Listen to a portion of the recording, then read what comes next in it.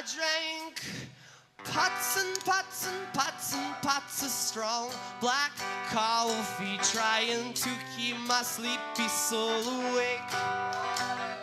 But the sleepiness still comes along, and when it does, it's fast and strong. I end up with a bad case of the shakes. Good morning and welcome to Tactics Talk, Coffee Talk with Guido. I've got my coffee. It is Saturday morning. I got my Panmure-Gyon DMZ in front of them all mug going, and a little bit of hazelnut in my coffee. I got this by bothering the guys that guard Panmure-Gyon, going on a little tour. If you haven't seen that, I highly recommend it if you can get there to the DMZ. It is a very surreal deal. All right, we are going to talk about several things today. First, we'll hit the news up. We've got the developer diary out for Balance 9.20.1, which will be the next patch. Some interesting things coming out of that. Information on the new Ranked Battles season. I did go on record saying I didn't think Ranked Battles would come back. Here it is. I was wrong. So good on them. They're bringing those back. Changed up a little bit, and we'll talk about that. We'll dig into the missions and the specials that are going on right now. Hilarity always ensues in those. And lastly, we're going to talk about personal missions. So I'm going to break those down, and we'll talk about how you do those, some of the ins and outs of doing personal missions. And then some very big news in regards to personal missions, which I'll bring up then. Foreshadowing on the screen right now. Let's get started. All right, first thing on the docket, we'll talk about the WAT Development 9.20.1 video right here. You can find that on their main page if you're interested in listening to them rationalize everything that they're doing. Some of this is good, some of it is a bit questionable, but it is what we're going to get. But realize this is all super test and test stuff, so these numbers and things may change. Starting with the Brit heavy tanks, you're going to get Brit heavy tanks, medium tanks, and the 4005 line of the TDs are going to get quite a few changes. You're going to see Tier 10 light tanks getting some buffs, and you're going to see American light tanks getting switched around a little bit, and the Type 59s getting a buff. So let's start up here with the British heavy tanks. The Caernarvon raised many questions with its combination of heavy tank, HP pull, and mobility married to medium tank armor, low alpha, and an accurate gun. Alright, that kind of talks to exactly what they're going to do with this line from the Tier 8 and the 9 and the 10.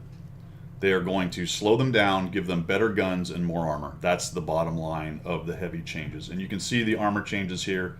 34 to 256, 247 to 273. If you get down to the Conqueror, you're going to get a buff on the upper plate. Nothing apparently on the lower plate, so still a weak spot. Turret getting quite a buff. Says the Conqueror really doesn't feel much like a heavy because of its armor. Update 9.20.1 turns it into an efficient assault heavy tank, boosting its overall protection big time. It can take a punch and stand up to top tier TDs. Yeah, not really, but that's all right. Not with gold, of course.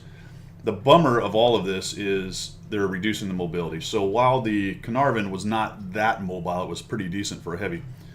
The Conqueror was fantastically mobile for a Tier 9 heavy. Had a great gun, good accuracy. Armor was okay, more like a medium, but I actually loved that about the Conqueror, and that's all gone now, apparently.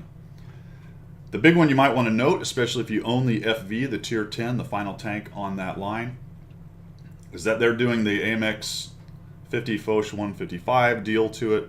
They're removing the FV from the tech tree, and they're putting in what they're calling the Super Conqueror. That's a picture of it right there. And you will keep the FV. So if you want to grind up, get the FV in your garage, you'll be able to keep that as the special vehicle, as they say, and then you'll get the new Super Conqueror. This little interface right here is pretty cool. You see these little dots here. If you put your mouse over it, it'll actually talk about the gun or the whole armor or whatever. Looks like the drivetrain right there. I like that. That's the first time I've seen that. So check that out on the website if you're interested in a little interactive action right there.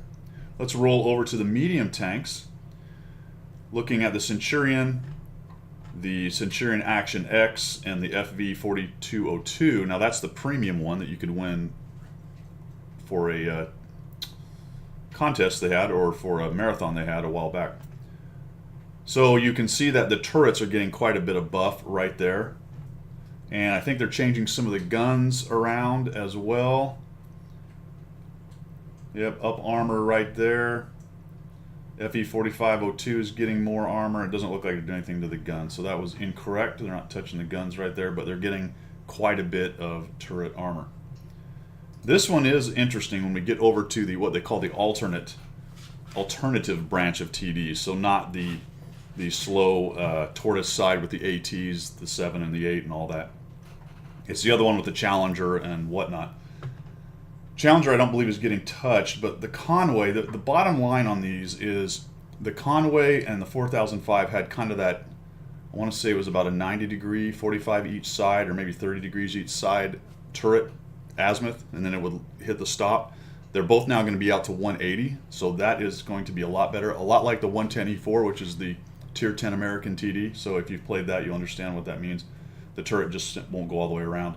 They're changing around the guns a little bit. I think they're adding a gun. Looks like they're adding a gun to the Conway so that it has two options right there. And I think the most important thing here is they are increasing the mobility, especially of the FV 4005 Stage 2, a little bit.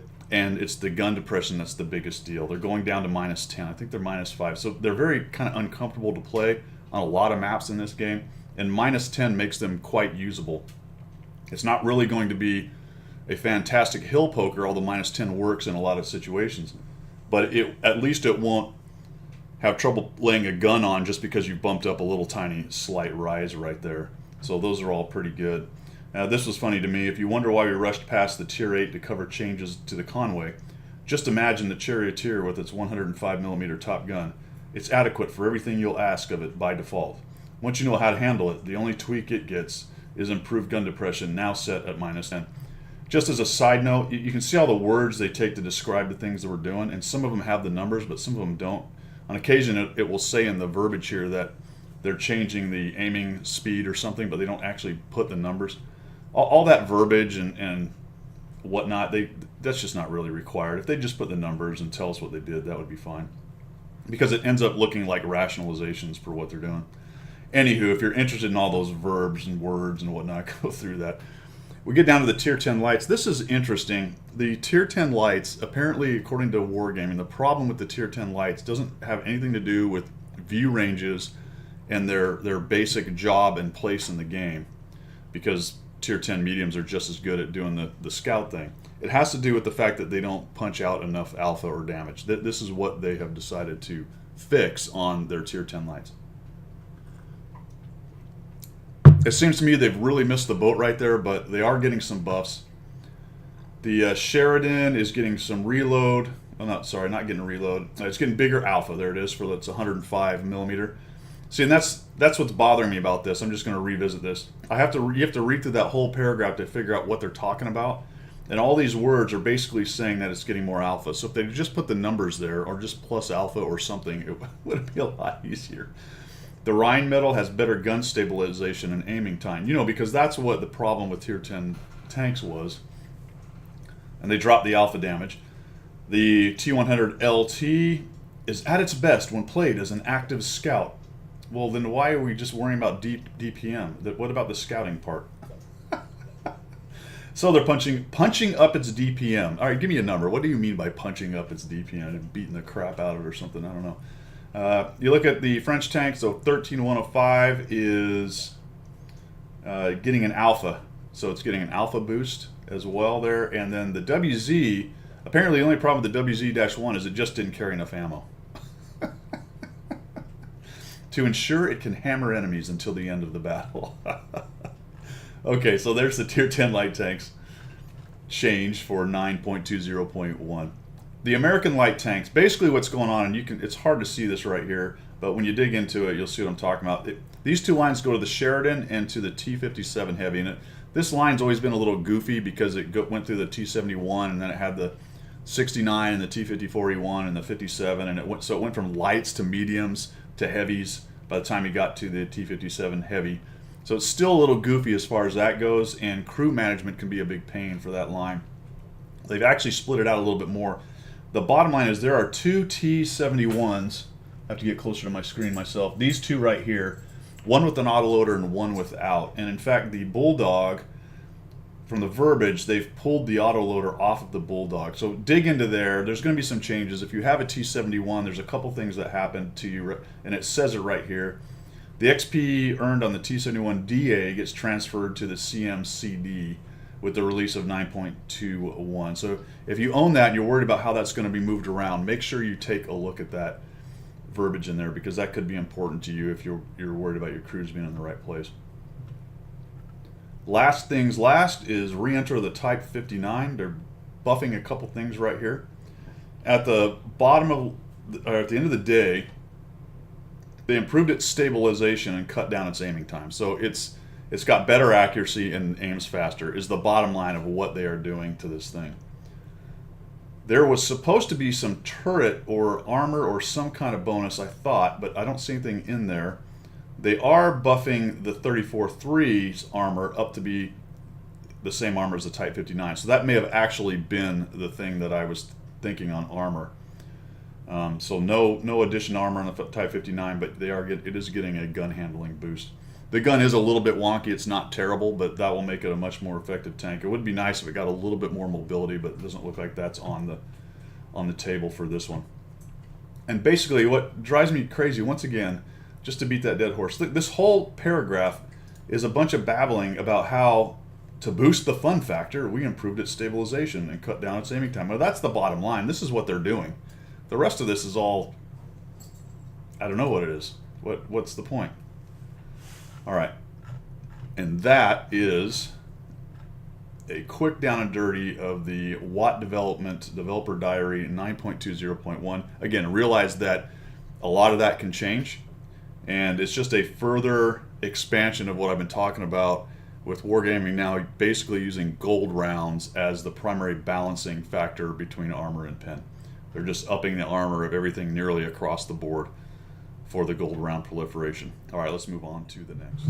All right, here we go with the next thing, and it is ranked battles. The next season is on its way. September 18th says so right here. How to participate. You need a tier 10 battle or tier 10 vehicle still. You're going to select ranked battles, and you're going to do it Monday through Friday from 1700 to 2200, or Saturday from 1600 to 2200. They add 1 whole hour on Saturday and Sunday. Alrighty. Standard wargaming way of doing things. 1700 to 2200 Pacific time, and then in parentheses Eastern time. Why would it not be Eastern time and in parentheses Pacific time? You know, because the sun goes that way. I don't know. Small thing. Whatever. Format and duration. 15 by 15, 15 minutes. This is all standard stuff. You kill or cap, pretty much standard. The matchmaking is the same as random battles, but of course it takes into account your rank. The maps have been increased, the number of maps that will be used. This is the list that you will see. You cannot platoon, and the economics are identical to random battles. There was a lot of complaints about losing money up there. They didn't change anything, so the economics are the same. The second season will be 21 days, split into stages of 7 days, and there'll be 3 stages. You can see the times and dates right there. A full battle schedule will be available. All right, chevrons. This is where some of the changes come in. In order to get a chevron, you need to be one of the top 10 players in the winning team by experience. So that if you win, top 10, you get a chevron.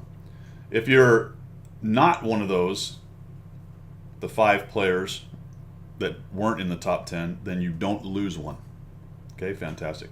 If you're on the losing team and you're in the top 5 by experience, you don't lose the chevron. And if you're in the bottom 10 of the losing team, you lose a chevron. So the only way to lose a chevron is to lose and be number 6 to 15 on the losing team by experience. Otherwise, you're either going to stay pat or go forward 1 by winning and being in the top 10. If there's ties, then it describes all that. Basically, if number 9 and 10, or let's see, 10 and 11 tie on experience, then 10 and 11 both would get whatever the other guy is getting. So ties go in the favor of the guys that are tied, essentially. There are 5 personal ranks available. Once you reach a rank, you cannot have it revoked, but you can go down ranks and then have to build yourself back up to get to a higher rank. So if you touch 3 and go back down to 1, you will stay at 3 for purposes of what you win out of this thing. Once you get up to rank 5, then your vehicles start getting extra ranks like last time, and that's where all these extra points come in, and that's where the leaderboard thing starts to matter, because as you play this grindy mess, you can then grind up tanks and get extra ranks on the tanks, and get more prizes. So if you're on the top gold or silver or bronze league, depending on which one you end up in. That will determine what prize you get. Vehicle ranks become available once the player attains rank 5. That's what I said just a second ago. The number of vehicle ranks is not limited to each vehicle. Blah, blah, blah. Matchmaker attempts to assemble teams of players with the same personal rank. This one confused me. Teams will always comprise the same number of players with different ranks. I think what that means is, if you have 5 rank 5s, you will have 5 rank 5s. That's not really what it says, but I think that's what they mean. If you can't get a game in 5 minutes, then you'll get booted back to the garage. Rank points, which are the things that it keeps track of for the leaderboard, you get 1 point for each personal rank, and you get 1 point for each vehicle rank. So obviously 5 points for getting to a rank 5, and then every time you then get a rank in a tank, you get another rank point. All right. Only the first promotions to distinct personal rank vehicle ranks grant points. That means if you go to 5 and then drop away to 1, you don't get a bunch of points going back to 5. It's the first time you got to the highest point, essentially. All right, season leaders, this digs into that. I'm not going to dig in that too much on what you need. It's just understand that it's quite grindy to get through all of the stuff. What's going to end up happening then is for League 1, the required number of points is specific to each given stage. There's a required number of points. Leaders are split into 4 leagues. 10%, 15%, 25%, and then the rest of you who did not enter any of the season leagues. Enter meaning, I guess you didn't do well enough. Not that you didn't say, hey, I want to be in it, but you didn't do well enough to get into it. So League 1 is 10% of players are going to get. There was some confusion on the math of this, and I don't know if that necessarily means 10% of players that played ranked battles. I don't believe that's what it is, and I'm not going to dig into that because it's not that important. You will get some goodies each rank you get. There's the things that you will get. Rank 5 is actually not bad. You get a day of premium time and a garage slot, 400,000 credits, and a bunch of kits and whatnot, so that's all good. There's a mission, a special mission in there. You get 50,000 credits and some stuff and you can do that 3 times a day by being among the top 10 players on your team by experience earned in 10 battles. What that means is you can do this 3 times a day. If you earn a chevron, then you get this mission trip and you get a few goodies. So kind of a little special mission in the middle of everything. Vehicle rank rewards. These are the things you get for various vehicle rank rewards and highest personal rank rewards during the stage. You can get bonds. So I got to rank 3 just playing artillery last time, and I got 500 something bonds, I think, out of that. Bunch of extra stuff that you can get. Now, so rewards are received at the end of each stage. Crates with random rewards may contain. So the crates may have some actual extra stuff in here as well.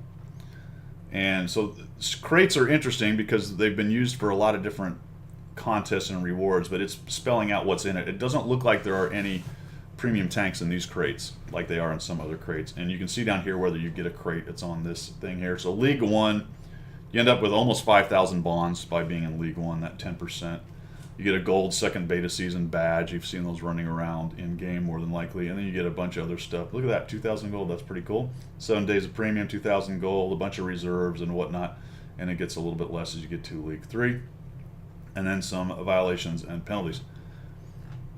So bottom line, they changed it around. You can no longer fail your way to the top. I suppose you can, because even if you lose and you get in the top 5 experience-wise, at least you won't lose a chevron. So you're not necessarily failing your way up, but you're not losing ground. And I like that. That's good. You know, you don't want to, every time you lose, automatically get hammered. So if you do well enough on a loss, at least you won't lose any ground. So that's changed a little bit. The time has changed a little bit. It's down to 3 stages, 3 weeks. So, and the time you can play it has expanded so that more people can get in there. I may actually try it this time. We'll give it a shot. It's still in beta, as they say, and they're looking to get some information on this one, and then maybe they'll roll this into a permanent thing. What do I think of it? I don't think it was received very well, but they're pressing on. I believe they are listening to the players and attempting to change it according to the feedback, so that is a good thing. We'll see how it goes. I think it would be great if they would open it up to more than just tier 10. I don't know what the fixation and fascination is on endgame content in this game is for them. you can be end game content at tier 5 if you like the tank, right? So most very good players don't do that because a lot of the newer players are down there, but it's not necessarily worse play at tier 5, it's just worse players, right? I mean, the tier 5 tank is a tier 5 tank, and if you're fighting other tier 5 tanks, that can be actually interesting. But we'll see how it goes. I'll probably try and I'll report back to you on that. All right, we'll move on to the next. Alrighty, missions and sales. I've got the website here. I'm ready to shill for Wargaming. Spend all your money on Wargaming. All right, Wargaming, did you hear that? All right, give me something free. No, I'm just kidding. There are some things for sale. We got the 8.8 back into the shop. Pick that up. You've got 8 days. The hard sale is on. By golly, you better get that. Oh my gosh, 1 day to get the IS-6 Ultimate. Guys, come on, come on. I cannot recommend the IS-6 right now. The reason being is there's a discussion in the developer diaries about changing preferential matchmaking, which will obviously affect the IS-6 and other preferential tanks, and that will cause a fairly significant change in the IS-6 itself. Right now it's difficult to use. I still like the tank. I still think it's quite a good tank, but I would be very wary about buying it, especially if you're a new player right now. Be very wary of picking up the vaunted IS-6 because changes are inbound, and as of right now with the meta, it is relatively difficult to use. SCG Guard is still out there, 15 days to get that bad boy, and you can also pick up the Thunderbolt. Other than that, there's nothing really interesting in the sales. Going back over to featured, these are all the packages and whatnot. Nothing big going on. There's a weekly deal, but those are always going. I would avoid buying credits, especially buying silver. That is just not something you really need to do. I realize that people sometimes buy E's or buy make things easier, use a little money as far as buying a new tank, but in general I wouldn't do that. And that brings us then to missions, and we'll start over with events. Looking at events right here, Tank Academy Officers Training is still ongoing. You can see that I'm closing in on finishing that. Once I get 25 of 25, I'll get these goodies over here. I need to do the daily ones, so another 10 daily ones, and then 3 of the platoon. I don't platoon a whole bunch. Only a couple of people I platoon with, so I can knock those out. You can see the goodies. We don't need to discuss that anymore. I've beat that one significantly with the stick. IS-4 is on track. If you've been thinking about going up the IS line, I highly recommend it. And an on-track is a great way to do it. There's a lot of goodies along the way. At the end of it, you can pick up a garage slot. If you don't have whatever the premium is, you can get the premium. I like that right here because I probably own the premium. That's your reward. It tells me right off the bat, hey, dude, you're only going to get the 320,000 silver. So good on them. I appreciate that. But you've also got the experience and the crew boosts and everything else and another couple of goodies along the way. At least go up to the IS-3. Take that opportunity if you're looking at a heavy and you want to go with the Russian line. At least up to the IS-3. That is a good deal. So on track is going for the IS-4. Going over to now the missions, tank rewards. We've talked about this multiple weeks now. The old it's 2 and then it's 5. It's not in order. Blah blah blah. This one right here. Let's just revisit this bad boy. So I have since September 8th. Played quite a bit because I play the game a lot. And this mission is to have somebody do damage after you track an enemy. In all the games I've played since September 8th, 11,546 of the 50,000 required just to trip it once for a completion. I don't know what happened right there. Either it was a mistake that they refused to fix, or it was a cynical way to stop people from getting the full 150 points. I don't know which one's worse, to be quite honest. It's silly. Anywho, if they actually think it's possible in a valid mission, that's just incompetence, because it's not. So we go 2, 5, 6, what the, and then Mexican Independence Day. No, I'm not laughing at Mexico Independence Day. Fantastic. I'm all about independence. I'm laughing that it's smack dab in the middle of the tank rewards cards. That is lazy programming and web design or UI design. What on earth? Why is it in the very middle? The same question is, why does it go 2, 5, 6? Mexican Independence Day, 1 of 6, 3 of 6, 4 of 6. All right, so if you want to get some Mexican flags, pretty easy to do. 25,000 experience earned. You've got until sometime. They don't even put the whole thing on there. How do I find out? What? Can I not know? I can't. What is going on? This one went across. We've run out of room, fellas. There's no room. Sunday, I'm assuming that's September.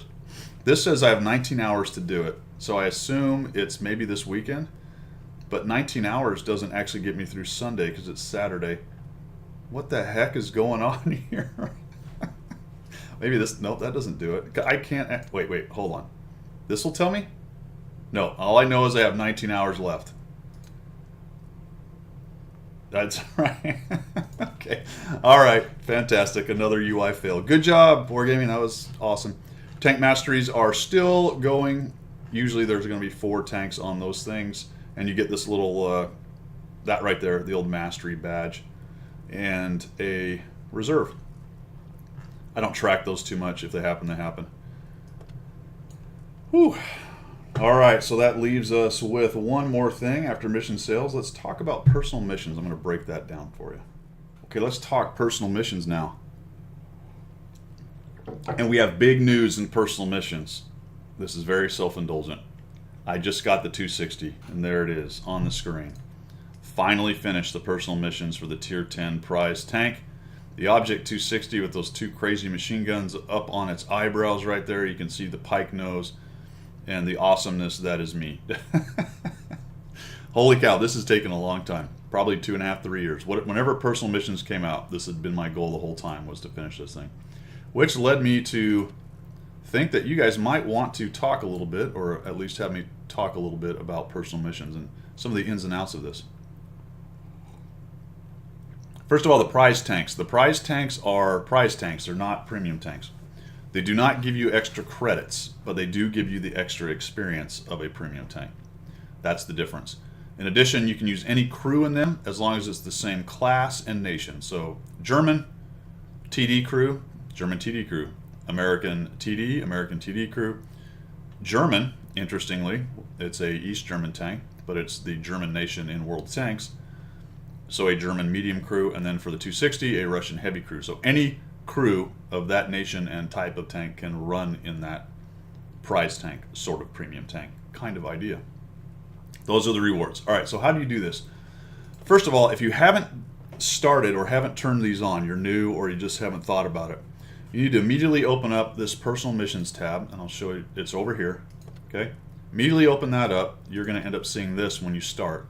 I want you to click on the Stug, and I want you to click on the first mission for each one, and then there'll be a button down here that says Start. So actually, let me go find one. It's not perfect. Here we go. So I'm going to cancel that, and I'm going to come down here. I have improved result, but yours will say Start if you haven't started. And you're going to click it, and it's going to say Started. That means that is the one that you are on.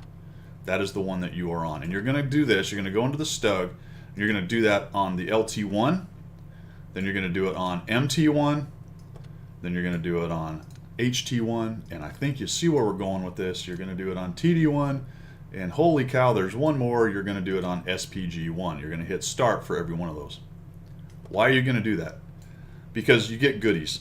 If you trip the requirements for the mission, you get the goodies. These don't start unless you tell it to start. What it will do, though, is when you finish it, it will automatically jump down to the next one so that it starts the next mission. And it will go in order. You don't have to go in order, but it will automatically. What you can't do is you cannot select number 15 until you've done all the other 14. But you can do the rest of the 14 in any order that you want. You'll notice that when you come here, there are primary conditions and secondary conditions. So for LT1, the primary condition, and for the first Stug one, they're pretty easy. Win the battle, all right, fair enough. Be among the top 10 players in your team by experience, pretty easy. Secondary conditions, survive the battle. The rewards are broken into primary rewards and secondary rewards. So the reward is 50,000 silver credits, The secondary condition gives you another 25,000. So that's 50,000 credits just for knocking out this mission. There's absolutely no reason to not. You should turn on every single one of these missions. All right, some of the other ins and outs. Read very carefully the requirements because they can be on occasion confusing, and you may actually have to dig into the forums a little bit to get some clarification. I'm not going to dig into all of them, but sometimes the wording's a little odd. It's better now. It was pretty bad when it started.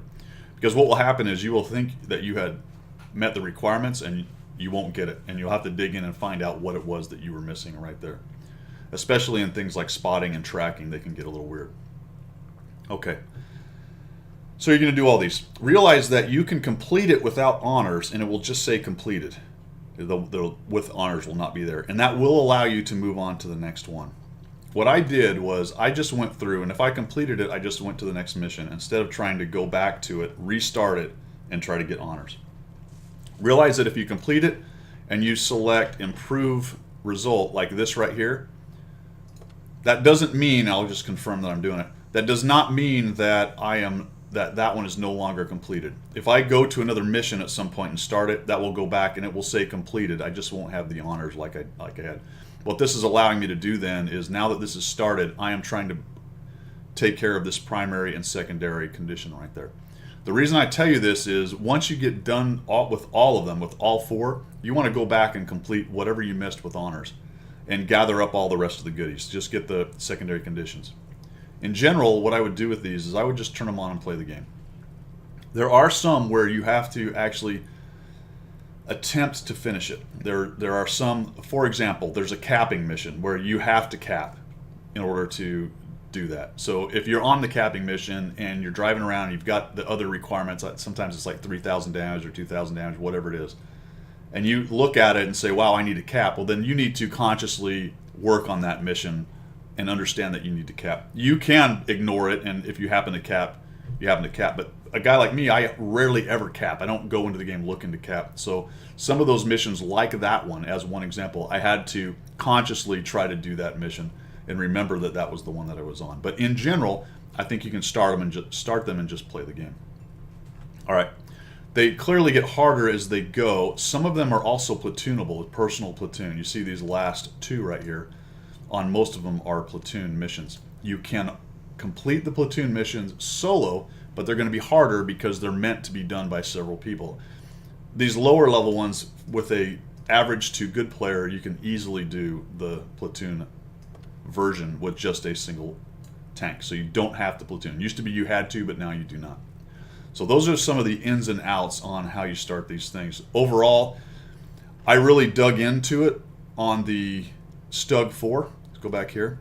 I started to get pretty serious on the T28. The Stug 4 is going to happen for nearly any average player just as you play.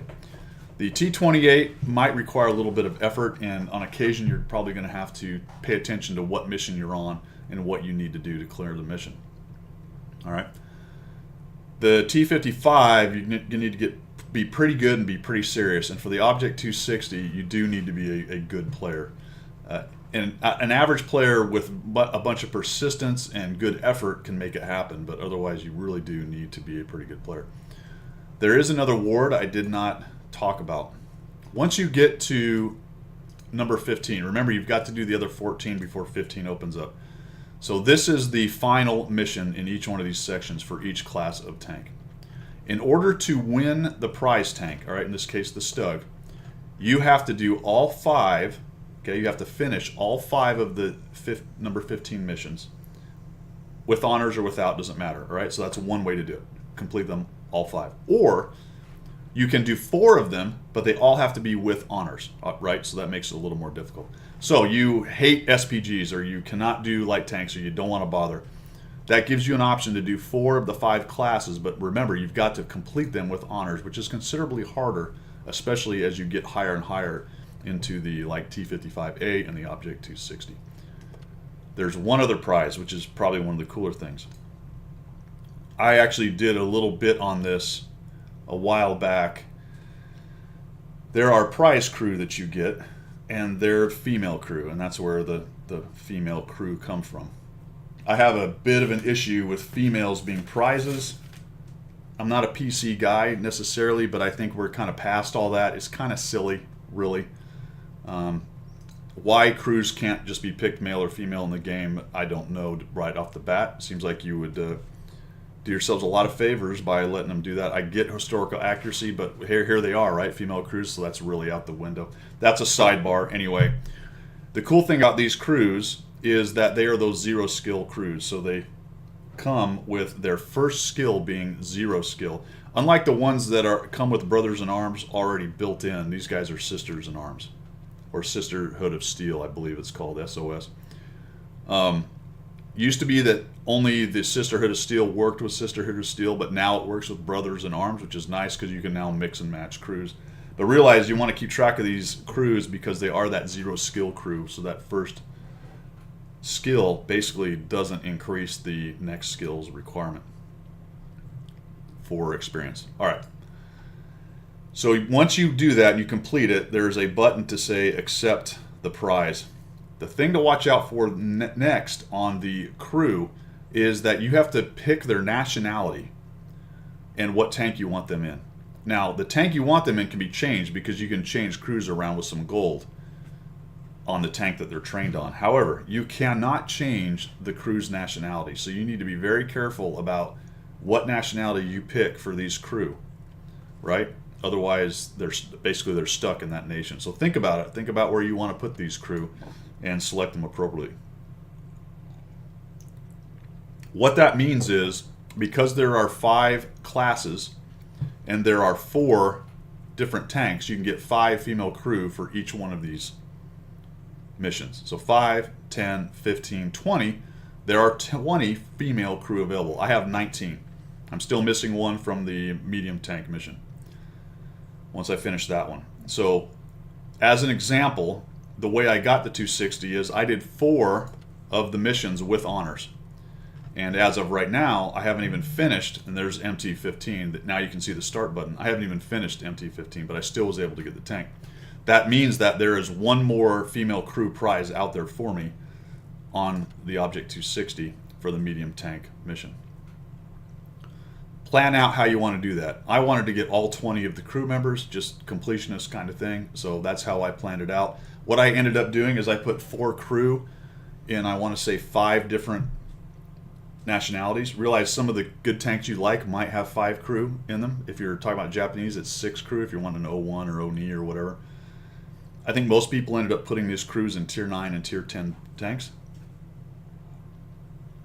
But again, the class of tank that you put them in is not as important as the nationality. So I split them into 4s into 5 different nationalities. That's just one technique. You can do it any number of ways.